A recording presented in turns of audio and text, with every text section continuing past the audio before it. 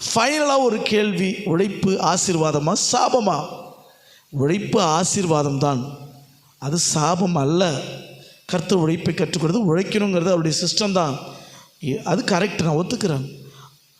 ஆனால் நீ தேவனுக்கு முதலிடம் கொடுத்து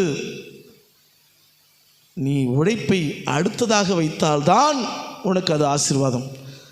அதாவது வாழ்க்கையில் ஒரு முன்னுரிமை, ப்ரையாரிட்டின்னு ஒன்று இருக்குது. முதல்ல காட், தேவன், இரண்டாவது உன்னுடைய குடும்பம், மூன்றாவது உன்னுடைய ஊழியம், வேலை, எல்லாமே. புரியுதுங்களா? நீ வேலையை உன்னுடைய தெய்வமாக கொண்டு முதலில் வைத்தால், வேலையை உன்னுடைய விக்கிரமாக கொண்டு முதலில் வைத்தால், நீ சபைக்கு செல்வதை, சபை ஆராதனை, ஞாயிறு ஆராதனை விட்டு வேலைக்கு சென்றால் அந்த வேலையை நீ சாபமாக்கி விடுகிறாய். அவர் சாபமாக்குறது கிடையாது, உன் வேலையை நீயே சாபமாக்கி விடுகிறாய். எச்சரிக்கையாயிரு. மாத்திரமல்ல,